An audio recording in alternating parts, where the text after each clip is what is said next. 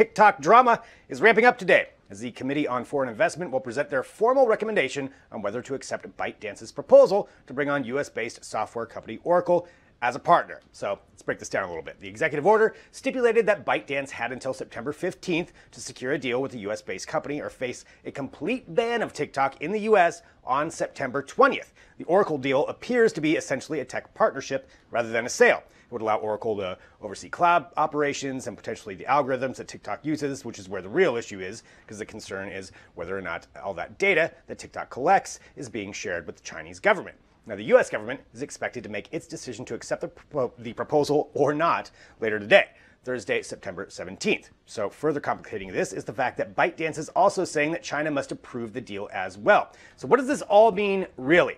Well, potentially, the threat to ban TikTok from the U.S. on September 20th could still be on the table, and with 100 million monthly users in the U.S. alone, that's a big deal to a lot of people. This also could set the precedence going forward for interactions with other companies from China and what kind of influence the U.S. government could have on them. We should know more later today, so follow along at digitaltrends.com.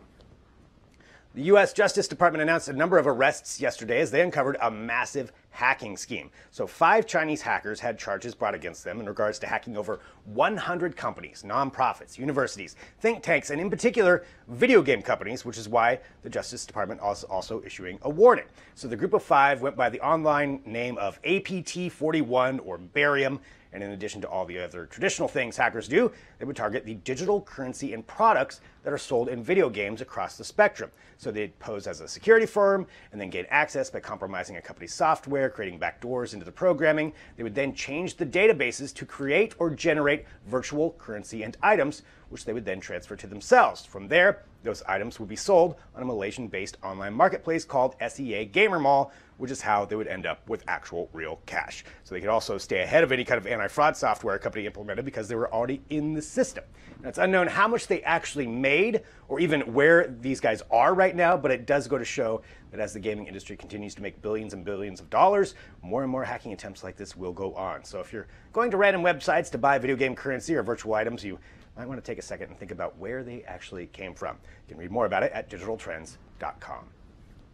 Formerly known as Oculus Connect, Facebook held its annual VR-focused event, now known as Facebook Connect, announcing, in part, a new headset, games, and a virtual office. For the headset, the Oculus Quest 2 leaked last week, but the official unveiling showcases their latest standalone virtual reality headset in all of its glory.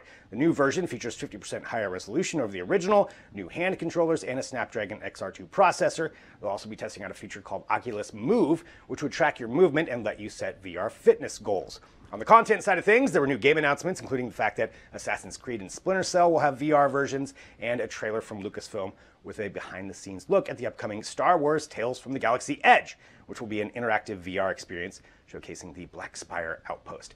It looks pretty cool.